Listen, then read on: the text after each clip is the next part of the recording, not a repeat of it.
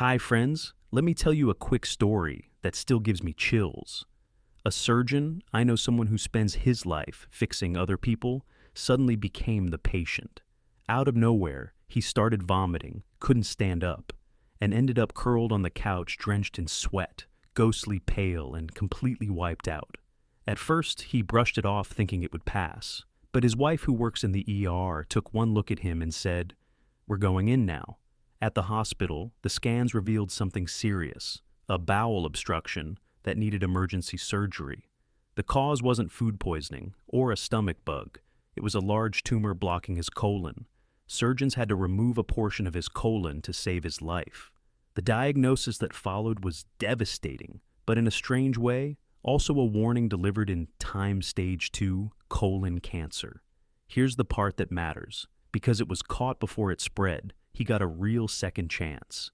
After treatment, he made a decision most people only talk about making. He changed his daily habits for good. He cleaned up his diet, rethought his lifestyle, and stopped waiting for someday.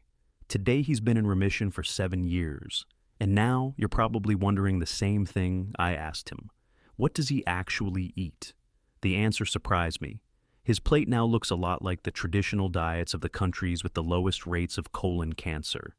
In this channel, we break down stories like this and turn them into practical science-based lessons you can use so you're not forced to learn the hard way.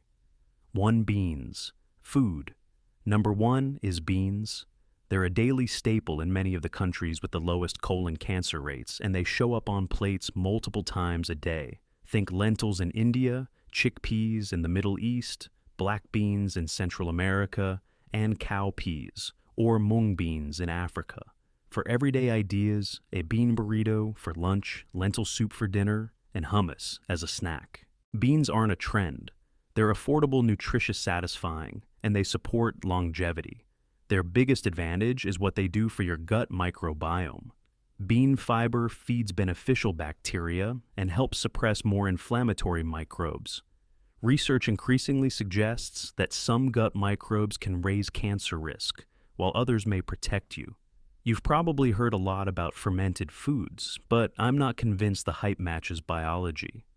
Your large intestine is designed to be a fermentation factory. Your stomach can develop ulcers when microbes colonize it, like H. pylori. The dough is the food you eat, and the colon is where it should be fermented. When bacteria ferment bean fiber, they produce butyrate. Butyrate fuels colon cells, strengthens the gut barrier, helps keep toxins out, and lowers inflammation. A well-fed colon is less likely to form polyps. But if you already have a polyp, the fastest way to remove it is a colonoscopy, where a gastroenterologist can snip it out. And if you're 45, you should know whether you have a polyp, because over time, a polyp can turn into colon cancer. People also underestimate bean protein. 1 cup of cooked lentils has about 18 grams of protein. Chickpeas and black beans have roughly 14 to 15 grams per cup. In many traditional diets, 2 cups a day is normal. That's around 30 grams of protein before anything else. Substituting some meat with plant protein is linked with better longevity, which is why bean-eating populations often live longer without obsessing over protein. Think of beans as the eggs of the plant kingdom. One easy meal is lentils simmered with onions and garlic, plus turmeric and cumin, and greens added at the end.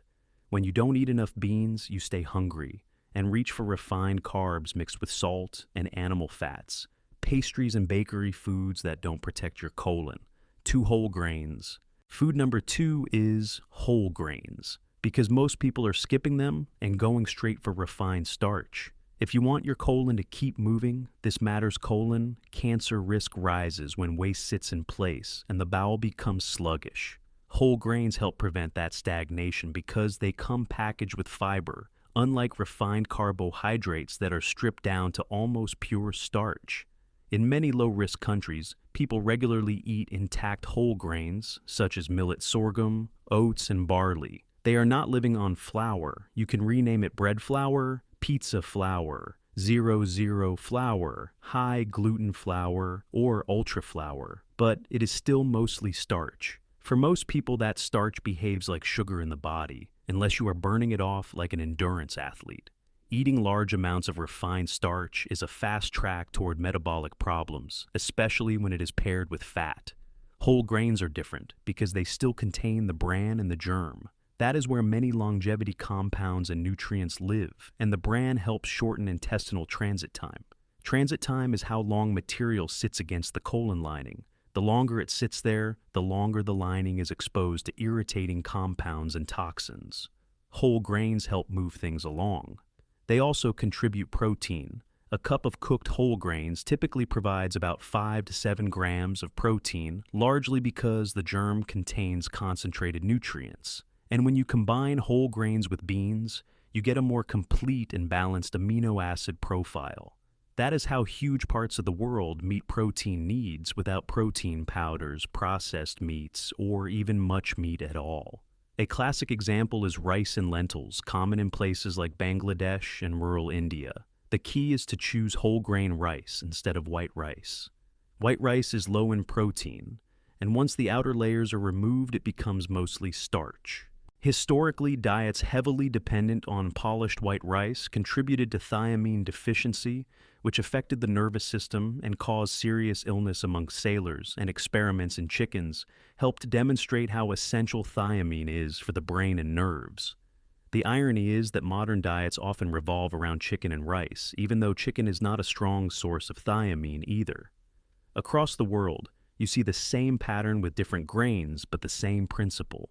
In parts of Africa, people thrive on millet with beans. In Central America, people thrive on corn with beans.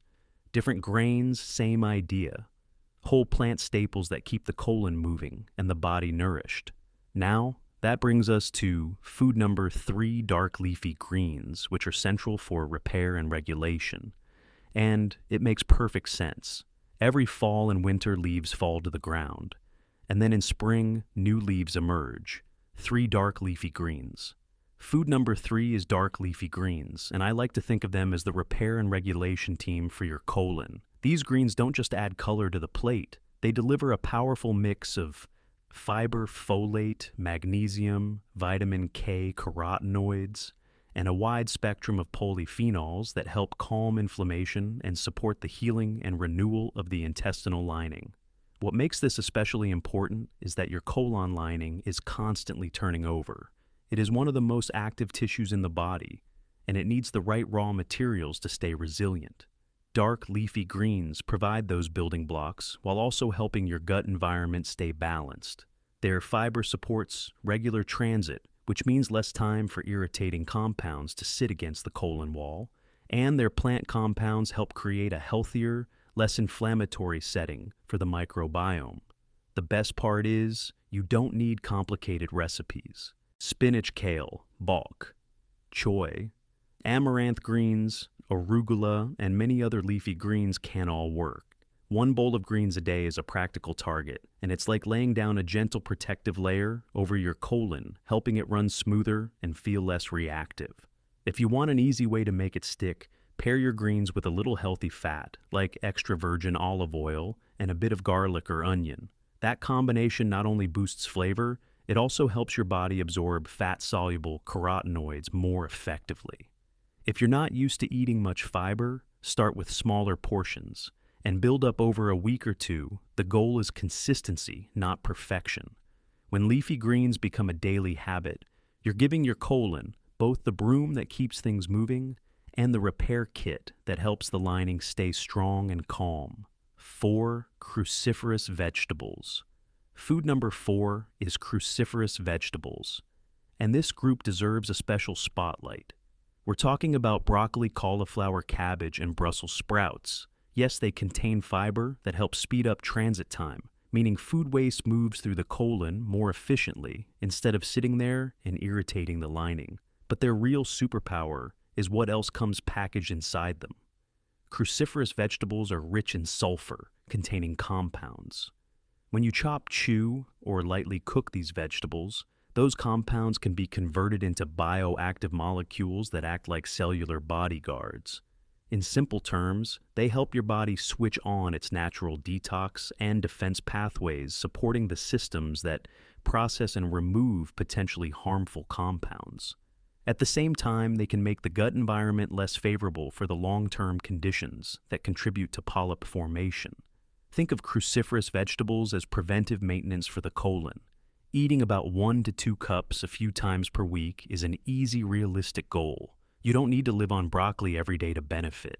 A bowl of roasted Brussels sprouts, a side of steamed broccoli, or cabbage sautéed with garlic can all count. If you want a practical tip that makes this habit stick, choose cooking methods that keep the texture pleasant and the flavor mild, such as steaming, roasting, or quick stir frying. Many people tolerate them better when they're cooked, especially if they tend to get bloated from raw vegetables. The goal is to make cruciferous vegetables a steady part of your routine, because that consistent exposure to fiber plus sulfur-based protective compounds is what keeps the colon in a safer, lower inflammation state over time. 5 berries. Food number 5 is berries, and they're a perfect example of how something small can be incredibly powerful. Blueberries, strawberries, raspberries, and blackberries look like simple snacks, but they deliver a concentrated dose of protective compounds. They're rich in polyphenols and packed with soluble fiber, a combination that supports your gut on 2 fronts. At the same time, it helps feed beneficial microbes while also lowering oxidative stress, which is one of the drivers of chronic inflammation. This matters because your colon is constantly exposed to whatever passes through it. When the internal environment is inflamed and oxidatively stressed, the lining becomes more vulnerable. Berries help shift that environment in the opposite direction.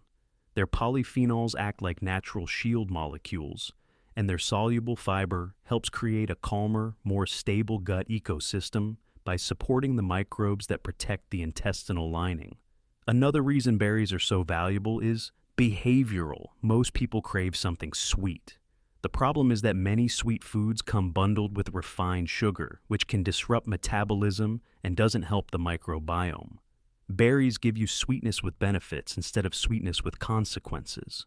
They're a smart swap when you want dessert without dumping sugar into your gut. And they're easy to use. 1 handful is enough to make a difference. Add berries to oats, pair them with plain unsweetened yogurt, or toss them into a salad for a fresh, slightly sweet contrast. Frozen berries work just as well for most people and make this habit affordable and consistent. The key is to make berries a regular part of your routine, because steady intake of fiber plus polyphenols is what supports long-term gut resilience.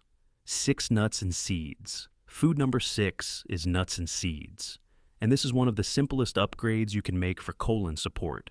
Flaxseed, chia, sesame, pumpkin seeds, almonds, and walnuts bring a unique mix of fiber, healthy fats, and naturally anti-inflammatory plant compounds.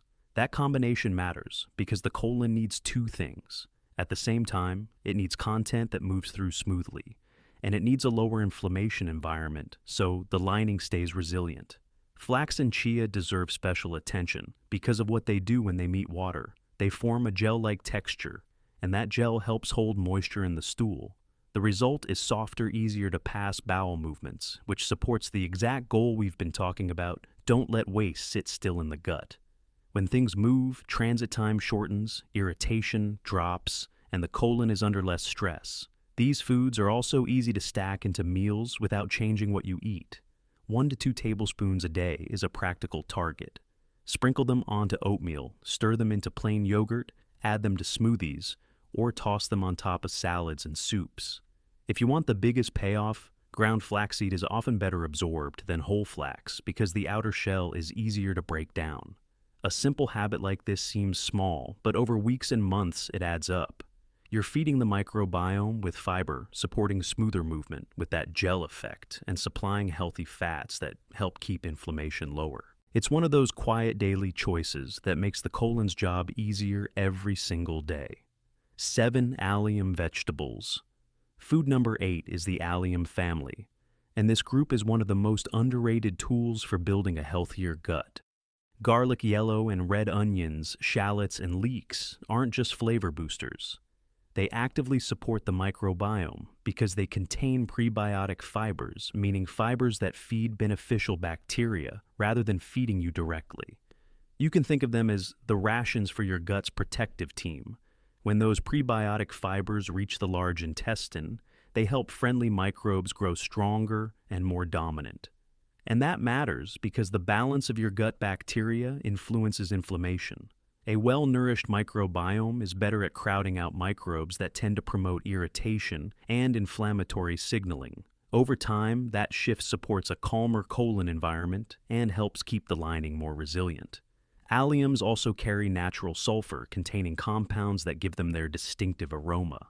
Those compounds are part of why garlic and onions have been valued in traditional diets for centuries. They don't just make food taste better, they contribute to the broader protect and repair theme by supporting the internal ecosystem your colon depends on.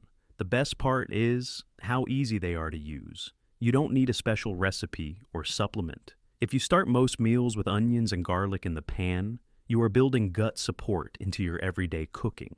And one of the most colon-friendly examples is exactly what you mentioned, a pot of beans simmered with onions and garlic. That meal is not only satisfying and delicious, it combines fiber from beans with prebiotic support from alliums, creating the kind of environment where beneficial microbes thrive and the colon feels genuinely cared for. As we wrap up, here's the big picture. Your colon doesn't need detox teas or extreme diets. It needs the right daily inputs that keep things moving. Feed protective gut microbes, lower inflammation, and strengthen the intestinal lining. Beans and whole grains build the foundation. Dark leafy greens support repair. Cruciferous vegetables activate protective pathways. Berries reduce oxidative stress while feeding the microbiome. Nuts and seeds help soften and move waste forward. And allium vegetables like garlic and onions quietly nourish your gut's best defenders. Small choices repeated consistently can change the entire environment inside your colon. If you want more practical science-based food strategies like this, hit subscribe and turn on notifications so you don't miss the next videos. I'll keep breaking down what to eat, why it works, and how to make it simple enough to stick with for life.